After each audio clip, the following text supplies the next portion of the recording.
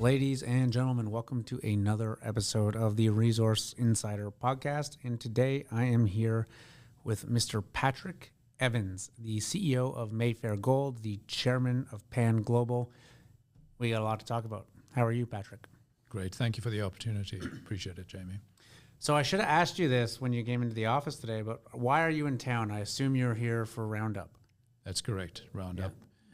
One of the only mining conferences happening live these days, which is remarkable. Yeah, well, there's normally sort of a double conference going on right now with the VRIC conference run by Cambridge House and then Roundup run by the AMEBC, but only Roundup seems to have survived for whatever reason at this time frame.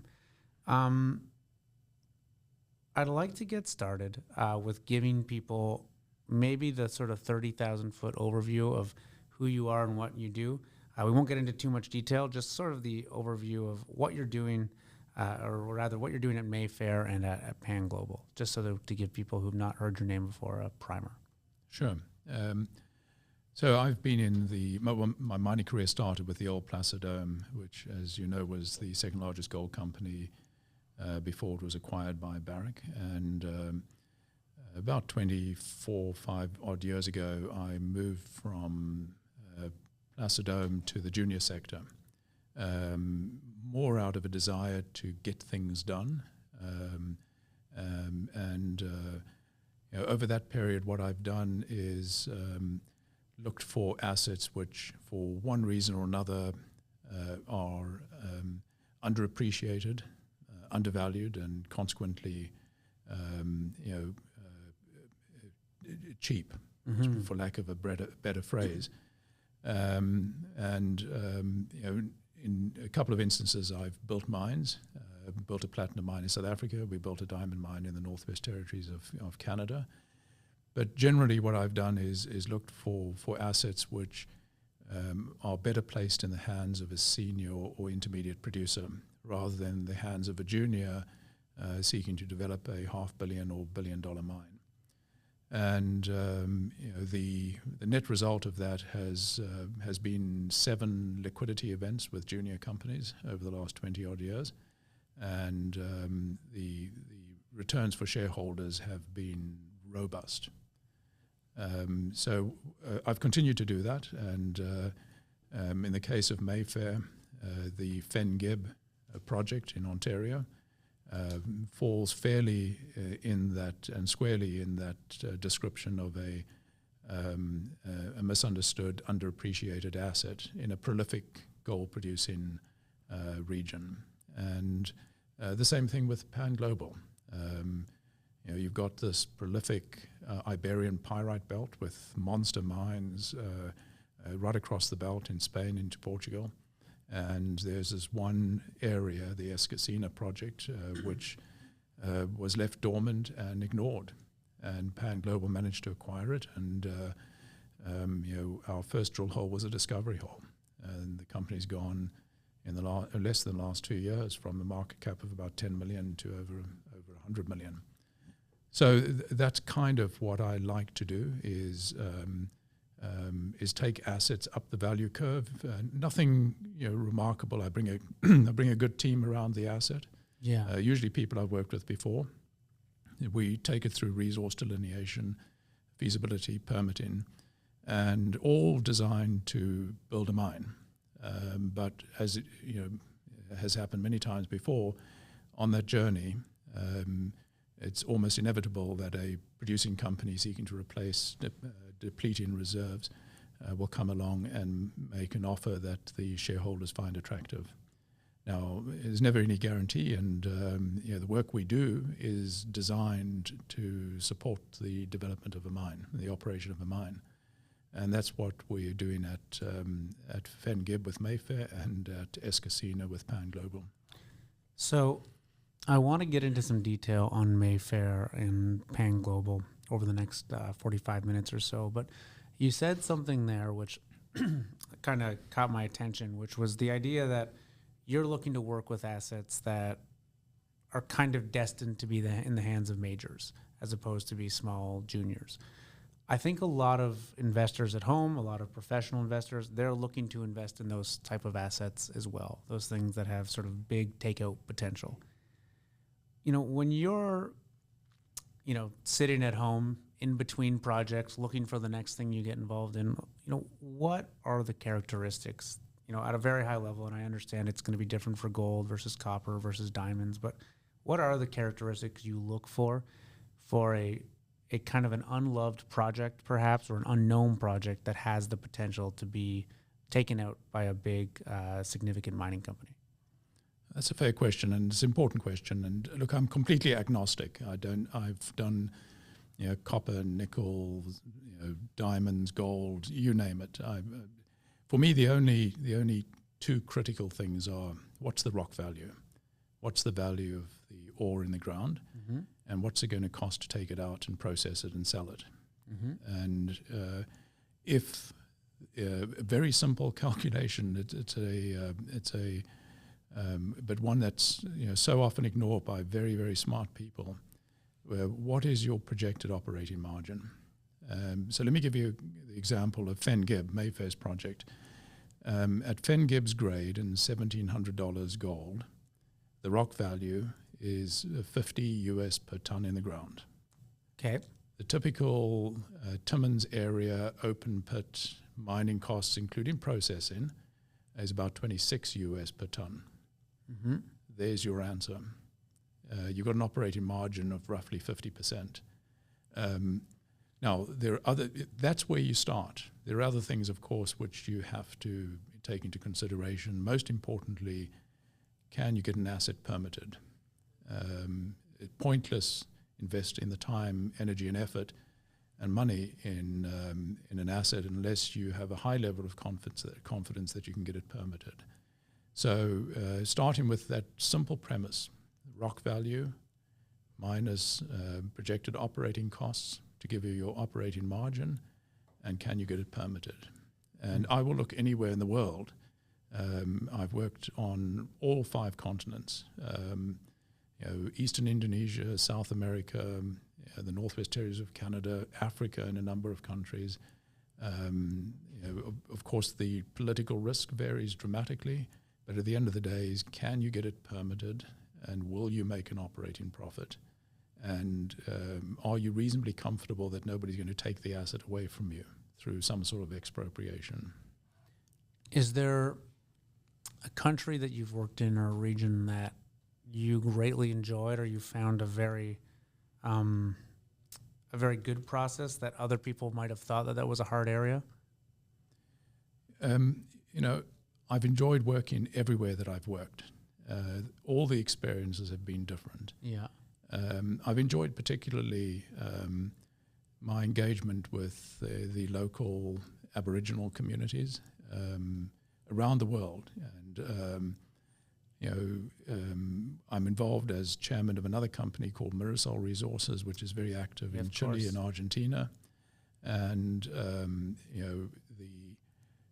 the government in Chile has changed, of course, and it's a government that's going to be much more focused on the rights of indigenous communities than previous governments in Chile have. There are things that we do in Canada as a matter of course. You cannot develop an asset in Canada unless you have an exploration agreement with an affected Aboriginal First Nations group. You certainly can't build and operate a mine unless you have an impact benefits agreement. That's taken for granted in Canada. Yeah. Mining companies, Canadian mining companies, frequently think that they can go and operate in other jurisdictions without having to make the same commitments that they routinely have to make in Canada. So in Chile, for example, we've got some absolutely dramatic projects, and the communities control access to these projects. Typically, the Canadian Mining Company will go in there and try and get in on the cheap, and I think that's a dreadful mistake. You have to recognize that this is, as it is in Canada, this is the traditional territory of these indigenous communities. They have a right to participate. not just as employees or suppliers or contractors. They have a right to participate in the financial benefits as equity participants. So, around the world, whether it's Eastern Indonesia, Peru, we got the Constancia copper project in Peru permitted in 12 months from start to finish, through positive engagement with 2 indigenous communities that live in proximity to the mine. And that mine is now the lowest cost open pit copper mine in South America, and it's the jewel in Hudbay's crown. I found personally that no matter where I am, if it's Africa, Asia, South America, the Northwest Territories of Canada, if you have an open mind and an open heart to engage with indigenous communities, you're going to get things done. And in the case of Mayfair, the Fengib project, our relationship with the Wagashog First Nation, the affected indigenous community, has been our priority since day one, before we even acquired the asset. The very first email I sent after we acquired the asset on the 31st of December 2020 was to the chief and council of the Wagashog First Nation, and establishing the relationship with them as the new owners of the asset. And 3 months later, in March last year, when we were preparing for the IPO, they were prepared to write a letter of support to the underwriters, which wasn't necessary, but it would have carried enormous weight in the event that that there were concerns about Mayfair's relationship with the First Nations communities. And, I'm curious to know, what does that first email look like? Is it just, hey, hi. My name's Patrick and we own the mine next to you? Or Exactly. Yeah. It's direct, it's informal, respectful, and it's the way it needs to be, Jamie. If we to survive as an industry, better than most that the mining industry is so vitally important to humanity. And the mining industry does such a bloody awful job, explaining to people around the world, including their own employees, communities, the importance of what they do. This is not rocket science. It's fundamental. It's important. It's what we all do in the personal relationships we have in our lives. You've got to treat these people as partners, as critical stakeholders, and respect them. So I'm really glad you've taken this conversation this way, because I have on here a note that one of our mutual friends and colleagues told me. Did you start your career as a diplomat? I did, yes. Is that right? So, in our past conversations, I actually assumed you had a technical background because you're quite technically inclined in the way you communicate. I was surprised to hear that. So I have on my notes that you were from the South African Consulate General here in Canada or the United States. Is that right? Ah, okay. So, yes, I spent a number of years as a career diplomat, and needless to say, the relationship between Canada and South Africa is one principally focused on the resource sector. Canada and South Africa are two of the world's great mining countries. And as Consul General to Canada, my job was to encourage that relationship between the mining industries of Canada and South Africa. In part as a result of that, with Placidome, when I joined them, they went to South Africa and they bought half of a gold mine in South Africa outside of Johannesburg, a $240 million investment. And, I tried to help Placidome move into Africa and grow their business in Africa. Continent, I was born there, a continent I know well, I know the people well. And I think, one of the really great treasure houses of the world, particularly for gold companies. Was that as common at that time? And actually, could you date us? What time was it when you were at the South African consulate, and when did you join Placidome? I went to the South African consulate pretty much at the start of the change away from apartheid to democracy, so during Mandela's time in the early 1990s. and left at the end of the 1990s, joined Placidome in 1999, went to South Africa with them in 2000, left Placidome in 2001 to go to the junior sector. Although I was a career diplomat, I abhor bureaucracy. And if you want to get things done, particularly in the mining industry, the action is with junior companies, not with majors. And I enjoy getting things done. And the last 24 odd years in the junior sector have been exciting, rewarding. So was that as common at that time for Canadian companies to move into Africa, or maybe even Australian companies to move into Africa? Or had that been largely the domain of sort of local South African miners at that point? It was dominated mostly by South African miners, yeah. The big mining houses, Anglo-American goldfields, they dominated the industry. And in fact, it was very difficult for Placidome to go into South Africa to acquire a gold mine. We visited every gold mine on the Wits Basin, literally. And the one we wanted to buy just wasn't for sale. The one we bought, where we bought 50% of the Western Areas mine, which is now South Deep, one of the largest remaining gold ore bodies in the world. That was a terrific opportunity. And was it an unwillingness for South African companies to sell internationally, or were there actually sort of regulations in place that limited foreign companies coming in to actually purchase sort of local assets? No, there were no regulations, but the only reason you sell is if you need capital. And the South African mining houses, as they were called, then didn't need capital. This South Deep was one exception because it was a new massive development, a twin shaft going down underground a couple of kilometers. So the company that owned it, Western Areas, needed the capital. Mm-hmm. The size of the development was just beyond what their balance sheet could handle. So that's what gave Placidome the opportunity. When you talk about that experience as a diplomat, and you talk about moving in with various companies and going and working with communities, how much did your time as a diplomat sort of, I guess, shape that view and the importance of communication and engagement? Did you learn a lot of skills there that you've since applied, or were they different worlds entirely?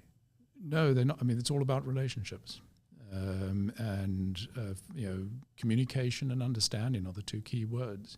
You can't get understanding unless you have communication. And in our industry, I mean, we have to go to some pretty remote places in the world and find a way to communicate with stakeholders to create the understanding of why it's necessary for resources in their traditional areas to be developed, and make sure that it's done for the benefit of all stakeholders, particularly the indigenous communities.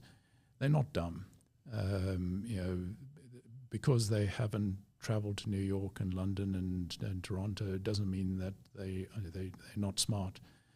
They are as smart as any of us, and they know when someone is treating them fairly and with respect, and you'll get it back in spades. I ran a diamond company in the Northwest Territories of Canada. We built a mine in partnership with De Beers, the Gachagui mine, about $1.2 billion, we spun off some neighbouring assets into a junior called Kennady Diamonds, and the closest affected community was the Lutsuke Dene. Mm-hmm. At one point, De Beers was persona non grata in the community, just because of their inability to communicate, to get the understanding.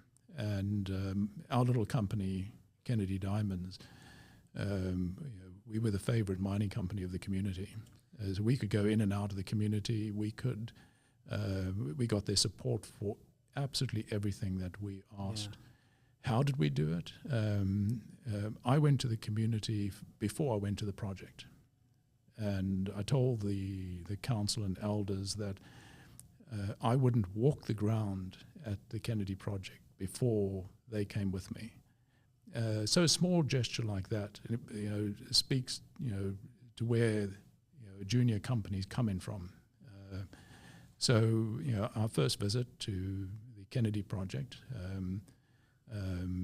was with the elders and the chief, and that laid the foundation to a relationship which exists through to this day, and they will support just about anything that Kennedy Diamonds wants to do. Can I ask, how long did it take before that sort of initial meeting with community elders to getting them out on the project the first time you walked the ground? About a week. About a week. Yeah. Yeah. And, okay. Well, I needed to go. Yeah.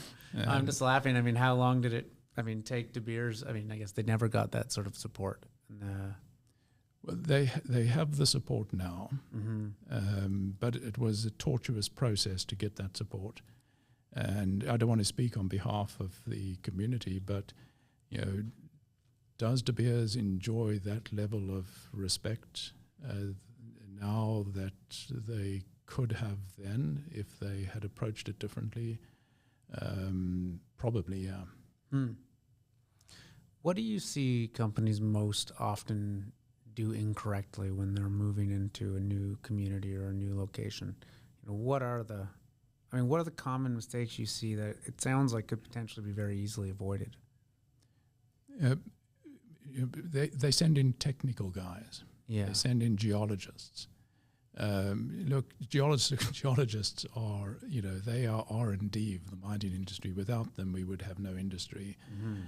The geologists I've worked with, and still work with today, I have enormous respect for them.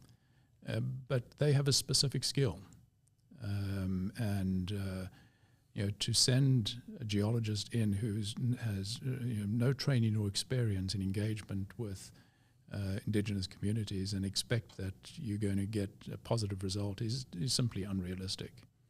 So you will have gathered that I'm a strong advocate of the very first person from a company who goes to visit not just an indigenous community, but any community. Needs to be the CEO. He needs to be the first person to go through the door and introduce the company to stakeholders, not the last, or in many cases, not somebody who ever goes there. Mark Bristow, a fellow South African who now runs Barrick, although he's a geo, he's learned this in Africa and it's in his DNA, and that in large measure is a consequence of, the consequence of that is his success in Africa, initially through Randgold and now through Barrick.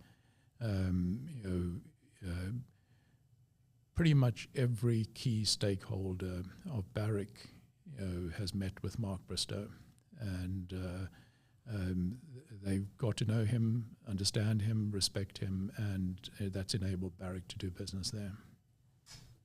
Okay. You'd mentioned that you had been involved in the sale of 7 different companies throughout your career. Can you walk us through a timeline of what that involved or what those are?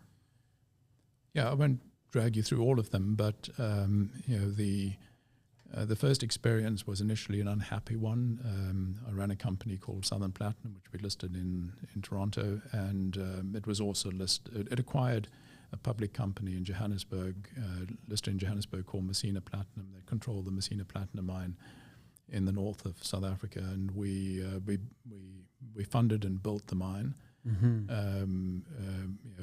Opened the gates and had a couple of thousand employees come into work. Declared commercial production, and a British company called Lonmin came in and made a takeover offer for Southern Platinum. Okay. I was initially really unhappy about it, and we took a lot of pride in the mine we built and the opportunities we offered to stakeholders. and then to have it pulled away from you, was jolting. But the shareholders were thrilled because of the return that they got through that transaction with the customary takeover premium and everything else. So, I've from that experience, I focus more on the interest of shareholders rather than on my own personal interest. And right off the back of that, took over a little company called Weda Bay, listed in Toronto, that was sitting on one of the world's largest nickel laterites in eastern Indonesia. And we only had that company for 8 months, and it was taken out by Eramet, the French nickel giant, and I think it was a 12 or 14 bagger for shareholders in 8 months. And Norsemont followed that, and Kennady Diamonds and others have followed that. And but there have been instances where things haven't materialized. Mountain Province Diamonds, which I was CEO of for 12 years, discovered this massive diamond project in the Northwest Territories, and we brought De Beers in as a joint venture partner. And I fully expected that on that journey, that De Beers would take out Mountain Province, but they never did. And to this day, Mountain Province is a 50% participating partner in the mine, which is very high margin operation. So it doesn't always happen, but it usually does. And the critical thing is to make sure that be very careful about who you invite in as a partner,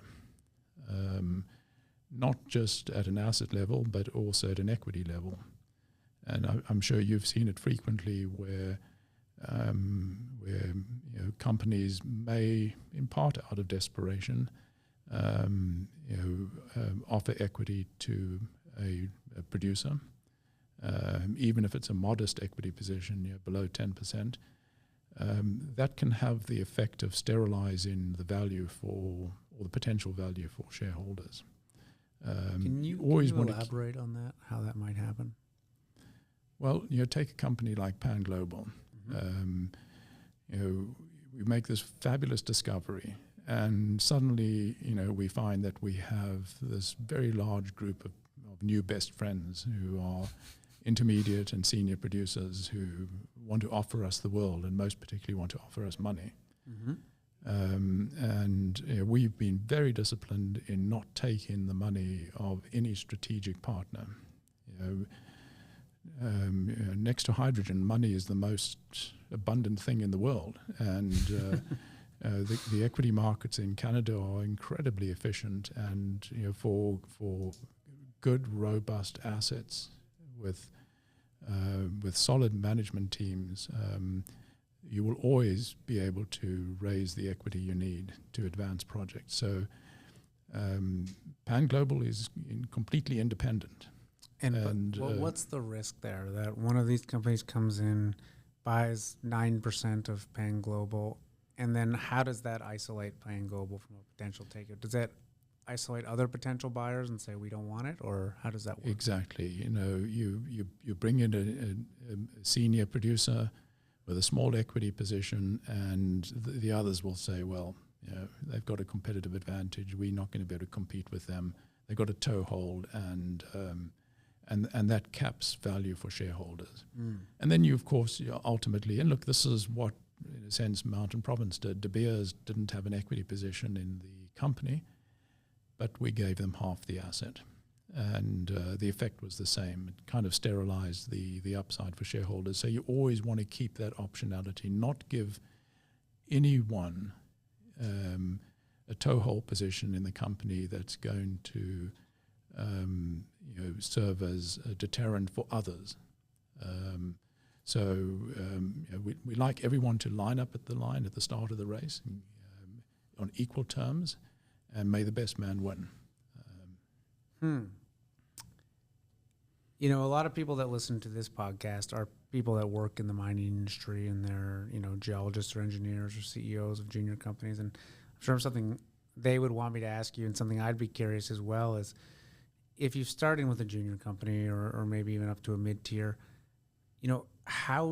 Outside of obviously delivering technically, strategically, how do you position yourself to be an attractive takeout target? I mean, this is one great component of it, not kind of, isolating potential buyers too early by bringing in someone else. But are there any other sort of tidbits or strategies that you've picked up over the last 7 sales you've been involved in? Scale is always important. It's pointless having a high grade gold deposit in a great jurisdiction that's 250,000 ounces. Nobody's going to be interested in that. So you have to have scale. You have to have something that's going to support a mine for at least 10 years at reasonable capacity. That is critical. I mean, if your end game is a liquidity event for the benefit of shareholders, you need scale. And then, secondly, as I mentioned before, you need to be able to demonstrate that you have the potential for a robust operating margin and that you can get it permitted.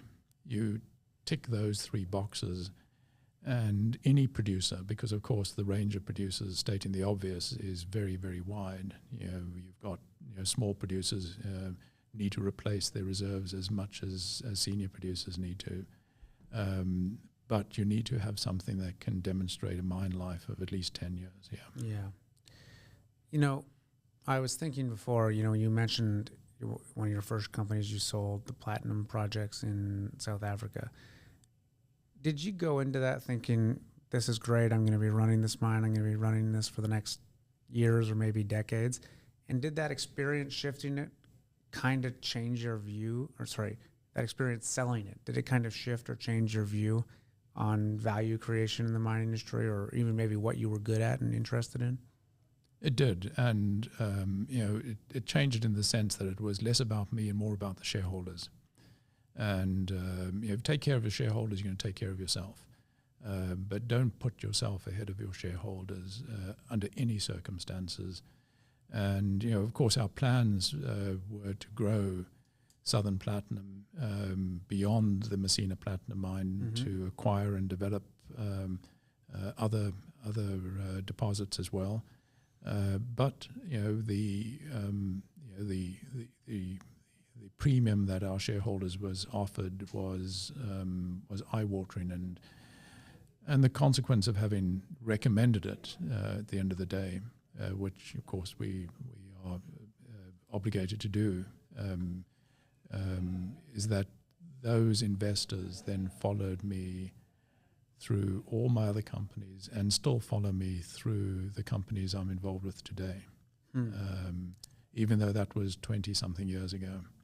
And I mean, you know this as well as anyone. You make money for your investors; they're always going to support you. Yes, especially because so few people consistently do it in the mining sector. We all make mistakes. That kind of comes down, I've often thought about this sort of philosophical question as a mining investor, in that, mining by its nature is a cyclical industry. And so, unlike, maybe Coca-Cola, where it makes sense to buy it and hold it forever, or Microsoft, in mining, there always is a time to buy and there always is a time to sell, right? And as an investor, it does always make sense to sell your stocks or your holdings at the top of a market, and then you can redeploy that capital. But so as an entrepreneur, as someone starting and running mining companies, for many of them, I mean, doesn't it not make sense to sell the company at some point? Isn't that the smart execution? Because no matter how good a mine is, to say it's a gold mine or a copper mine or what have you, there's always going to be a point where it's worth less than it is today and worth more than it is today, depending on where we are in the cycle. Everything is for sale. Barrick tried to buy Newmont. Everything is for sale at the right price. But fundamentally, it doesn't come down to just a transaction for the sake of a transaction, or it shouldn't come down to that, although that happens frequently. It's got to come down to replenishing your reserves.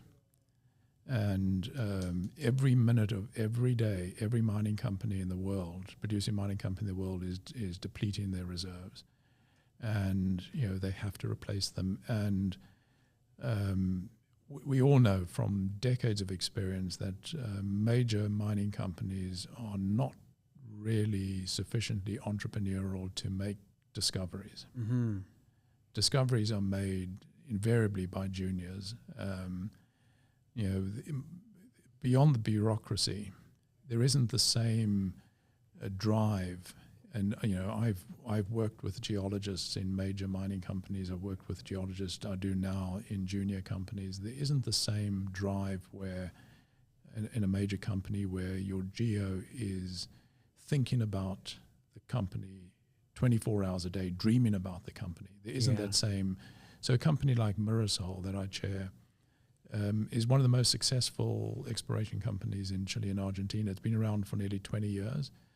Through the cycle, it's invested in exploration. When major companies were cancelling their exploration budgets and everything, Mirasol continued to explore, and we've got 28 projects. We've got partners in Chile like Newcrest, who've just finished drilling a Gorbea project. In Argentina, we've got partners like Silver Sand and others. This is where the future of the industry is created. This is this is the work that's going to ensure that the producers have reserves to continue operating. But that needs to be, in my mind, that needs to be the rationale for M&A. Yeah. Not a case of 1 + 1, which is just going to give you 2. It's got to be a carefully considered strategy to replenish reserves for the benefit of the shareholders in the long term, and that's what usually happens. But unfortunately, at times it doesn't happen. Well, you bring up an interesting point because during sort of the last bull market, call it around 2007, 2011. The major gold companies were aggressively focused on ounces in the ground, adding ounces into the ground, acquiring projects that in hindsight maybe look at quite egregious valuations. And it feels like today they've really kind of gone the opposite direction, that even though we've seen escalation in gold price, even though we've seen sort of dwindling reserves in some of these companies, they don't seem to be on an aggressive buying spree. They don't seem to be aggressively adding to their resources or reserves. I mean, we're starting to see that now with Great Bear taken out and Pretium and Kirkland, but there hasn't certainly been a rush to add assets. Do you think that's coming into the gold sector? Do you think there's a day when these executives wake up and say, okay, being sort of, I don't know how to say it this way, responsible and not acquiring projects, that has to end and they have to start really thinking about, the ounces they have in the ground? It's here now. And you've mentioned a couple of names.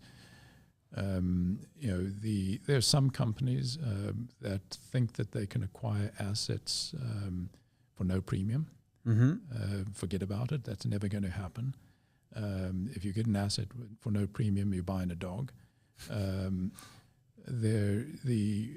It's global. The Australians are coming.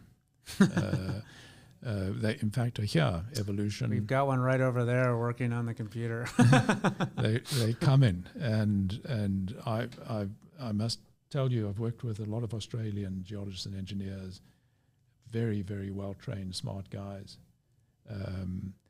and I think the biggest risk that the Canadian producers face is that they're going to have prime assets such as Fengib snatched away by more entrepreneurial Australian producers, South African producers, who recognize the urgency. It's now a matter of urgency to replace reserves. I'm sure that Kinross wasn't the only company in Great Bear's data room. I'd be surprised if they were the only company that bid. But they paid an eye-watering premium to get what clearly is going to be a world-class mine, perhaps 5 million ounce open pit deposit. I've been through a few of these cycles. I've never felt the whole situation as tightly wound as it is at present. Okay. It is extraordinary. Well, let's use that as a segue to start talking a little bit more about Mayfair and what you guys are doing there with the Fengib asset. If you can talk about what attracted you to Mayfair early on, why you decided to join the team, become CEO of the board or CEO of the company, and what's going on the ground and what your plans are for the coming months and years. So Mayfair bought the 2 million ounce Fengib deposit from Pan American for $11 million a little over a year ago. So this would have been kind of the height of COVID, really. The deal was done in March of 2020. Mm-hmm. You know, the darkest days when, in terms of uncertainty as to what this pandemic meant for the world. Closed on the 31st of December 2020, and what attracted me to it is, number one, of course, the current resource. 2 million ounce open pitable resource, broad disseminated mineralization, which is really unusual for Timmins. Most of the Timmins deposits are narrow quartz vein hosted deposits, which means you face higher mining costs. Your strip ratio is higher to get down into these narrow vein structures. Fengib is disseminated continuous gold mineralization over more than 1.25 kilometers, striking east-west and up to 300 meters wide on the west side and down 400 meters in a conceptual open pit. So the 2 million ounce resource, of course, was the first thing that ticked the box. But that in and of itself wouldn't have been sufficient to attract me. The understanding that the previous owners of Fengib, Lakeshore Gold and Tahoe only did about 18 months of exploration at the project, even though the project's been around for decades. There's about 18 months of drilling that went into that 2 million ounce resource. None of them had the time because Lakeshore, Tony McCooch bought it from Barrick about a decade ago for $60 million. Tahoe comes along and acquires Lakeshore, not for Fengib, but for the producing assets. Ron Clayton at Tahoe, I think he did about 6 months of drilling there, only about 30,000 meters of drilling before Pan American comes along to buy Tahoe for producing assets, not for Fengib. And Fengib once again becomes an orphan. And Ron is on your board or an advisor now? He's is an that advisor right? and an incredibly valuable advisor to us. And somebody who we all have regrets in our professional lives. The opportunity you missed. Mm-hmm. For Ron, Fengib was a missed opportunity. He never had the time to get his teeth into it before Pan American bought Tahoe. But what was clear is that the resource upside was abundant and easy to define, and that's pretty much that was item number 2. The immediate resource upside. Item number 3 was the potential for the discovery of additional deposits. Fengib is nearly 5,000 hectares, divided into 2 strategic blocks, the north block, which straddles the Pipestone Fault, and the south block that straddles the Porcupine Fault. The deposit sits on the Pipestone Fault. It is clear that there were abundant areas of mineralization that had just not been explored. So that was item number 3. And those 3 things together, the existing resource, the near resource upside, and the potential to make additional discoveries on the property were the 3 things that particularly attracted me. Okay, so 2 million ounces there, room to improve and increase that, and then 2 other great sort of targets or areas to explore. You bought this for $11 million? $11 million. So why did that happen? I mean, for a company for a project that you said sold for $60 million a decade earlier. You know, why was anyone willing to part with this for what seems to me to be a pretty nominal fee? You know, I've worked with a couple of billionaires in my career, and the one common theme that I get from all of them is it's more important to be lucky than it is to be smart. And Mayfair was just lucky to be at the right place at the right time under a once-in-a-century situation of the pandemic, and a company that, for whatever reason, had decided to divest non-core assets. And Fengib wasn't the only asset that Pan American was divesting at the time, but it was the one that Mayfair was able to acquire. So don't attribute it to much more than dumb luck. Well, that's very humble of you. So, but you know, I'm just sort of thinking out loud, and so take this the right way. But you guys are in the Timmins region of Ontario, one of the most prolific gold producing regions on the planet. A place that's kind of, you know, the home of billion-dollar assets. Today, you guys are valued at around a $70 million market cap. Why? 2 million ounces already starting in the ground, great purchase price, right part of the world, proven team. Why so cheap? 3 reasons. The first is, as a private company, Mayfair raised 18.5 million Canadian to fund the acquisition, and issued a bunch of stock at 47 cents. And I should disclose, I was one of the investors in that stock. So was I. That with the IPO, which was done, so the financing, you'll recall, was done in the summer of 2020. Yes. And the unusual thing is that the investors, including you and I, didn't ask for a subscription receipt. If for whatever reason Mayfair had not been able to close the acquisition of Fengib, we wouldn't have been entitled to get our money back from Mayfair. And in normal circumstances, the investors would get a subscription receipt, which is contingent upon the acquisition closing. So we got it at a great price, 47 cents, but at high risk. Yes. Yeah. And with the IPO that was done 9 months later, in March of 2021, we IPO'd at $1.85, and under the rules at the time, the prospectus, there was an obligation for the 47 cent holders to hold their shares for 12 months from the IPO, but 1/12 of the shares would become free trade in each month over the 12-month period. So here you come out of the gates as a public company at $1.85, and we breached $2, and the first 1/12 became free trade in at the IPO. So you're a 47 cent investor and you can sell your stock for $2. You can't blame anyone for taking money off the table under those circumstances. And that has happened repeatedly over the last 12 months. Yesterday was the final hold on the 47 cent stock. So over the past 12 months... Yesterday, the 1st of February. We timed this podcast well then. We did. Was the final hold.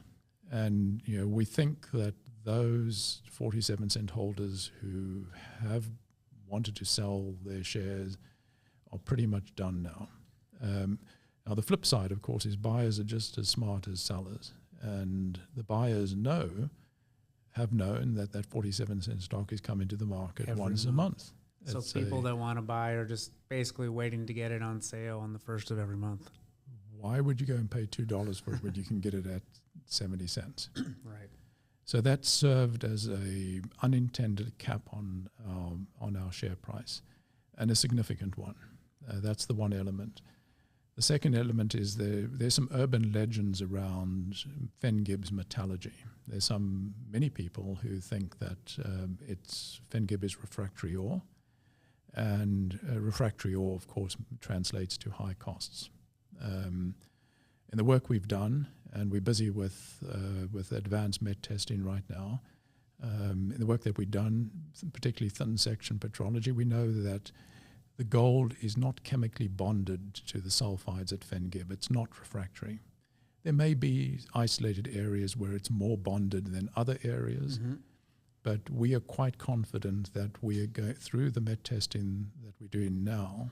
And of course, it's all based on making sure you do the appropriate sampling, that we're going to be able to satisfy the market's concern about this and be able to demonstrate that through conventional flow sheets, we will be able to achieve high recoveries rapidly through cyanidation, flotation, a variety of options. So in this refractory room, I mean, for people at home who are not really familiar with metallurgy and what this means, I mean, this is a huge impact potentially between refractory and non-refractory. Just give an idea of the cost of processing, the difference.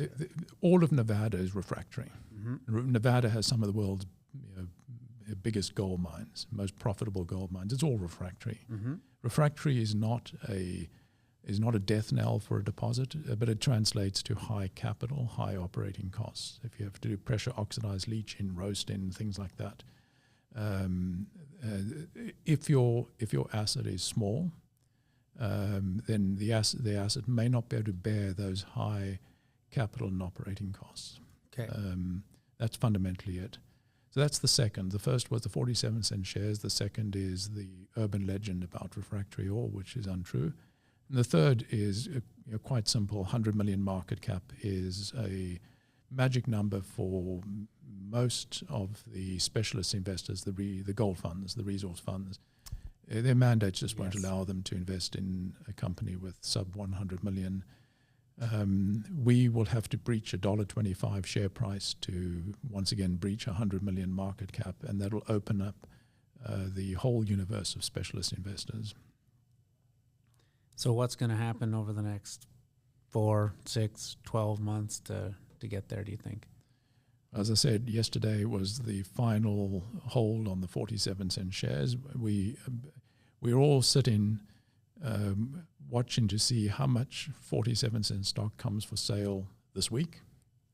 We haven't seen volume this week. We haven't seen we haven't seen the usual suspects bring in their shares to the market. They may still, of course, they don't have to sell it on the first of the month. They may still bring it to the market over the course of the next week or two, but we will see. And we have buyers itchy, sitting on the end of their chairs, waiting to see if they can pick up some more cheap stock. That's the first thing. The second thing is the met work that we're doing. We're doing parallel testing. We're doing direct cyanidation, and we're also doing flotation. And we're not doing flotation out of concern about refractory ore because, as I said, we know that the ore is not chemically bonded to the sulfides. We're doing flotation because amongst the many things that you have to consider when you plan in designing a mine is, can you get it permitted? It's going having a flotation circuit at Fengib will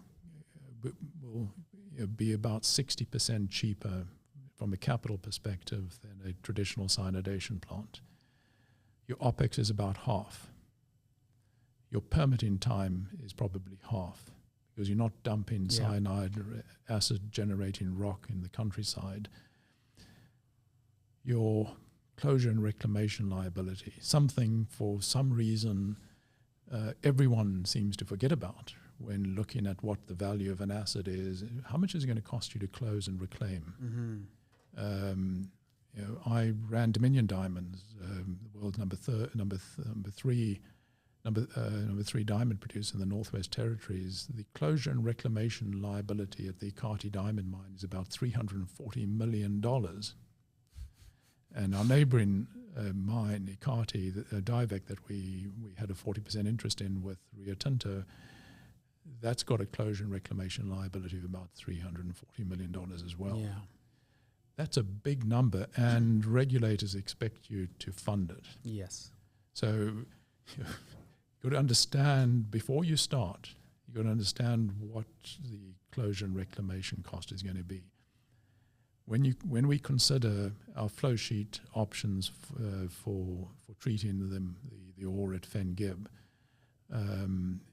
we will look at all of those things: capex, opex, but we'll also look at what the closure and reclamation liability differential will be. We haven't yet fully factored in everything, but we're in the process of doing that work with Ausenco, who are managing the Met campaign for us. Mm-hmm. We've guided the market that we will announce the results from the Met campaign in Q2, and it's likely to be towards the front end of Q2. That'll take care of the second element, this urban legend about refractory ore. So, if any of your listeners still believe that Fen Gib's ore is refractory, well, just wait until the beginning of the second quarter in April, when we will publish the flow sheet trade-off study.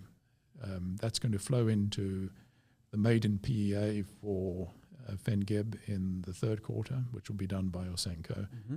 And it'll describe what the value of this asset is. So that's the second item. That's work in progress, and frankly, we just can't move more quickly than we move in at present. And then thirdly, of course, is as we knock off those two issues, we expect to see our market cap above 100 million. We're going to be at the BMO conference, and many of the investors, institutional investors who are there, have invested in my other companies in the past, and I expect that we will get support quite rapidly. Can I ask, though, because you guys have been doing a lot of drilling, are you anywhere near a resource update? The resource update will come when we've completed the drilling, which will be in the second quarter. We started off with a 50,000 meter program to grow the resource from 2 million to plus 3 million ounces. By the end of last year, we hadn't yet fully delineated the entire ore body. And, it may sound elementary, but I've always felt that you really do need to know what the size of your ore body is before you stop drilling and start doing PEAs, pre-feasibilities, feasibility studies. Otherwise, how do you know what size mine to design if you don't know what the size of your ore body is? So we hitting gold in every hole we were drilling and not coming to the end of the mineralization at Fen Gib, we decided to expand the drill program from 50,000 to 80,000 meters. We've now drilled about 57,000 meters, so we got a little over 30,000 odd meters left, which we'll finish in April. But then, importantly, of course, we've got to get the assay results back. And we all know how backed up assay labs are. Common misunderstanding with Fen Gib is, I mentioned earlier on that it's broad disseminated mineralization, continuous mineralization. Many of our neighbors all around us are, the Fox mines, Holt Holloway, you name it, are mining these narrow quartz veins, and when they do resource drilling, they sampling something that may be a 10, 20 or 30 meter intercept. Mm-hmm. We sampling holes that are 200-300 meters. It takes a hell of a lot longer to assay 200-300 meters in a hole than it does to assay 20 meters in a hole. So that takes time. I expect that we'll have all the assay results back from the 80,000 meter program by the summer, and we've guided a resource update in Q3. And that will feed in, together with the Met work, it will feed into a PEA in the third quarter. Okay. Well, Patrick, we're coming up on time now. I know you're at the conference. You've got a lot of other meetings. So if I were to summarize, that selling pressure will hopefully be coming off after sort of that 12 months of stock is done coming out. Not refractory is what everything's looking at, and a resource estimate coming in Q3. For me, looking from the outside, expanding it from a 50,000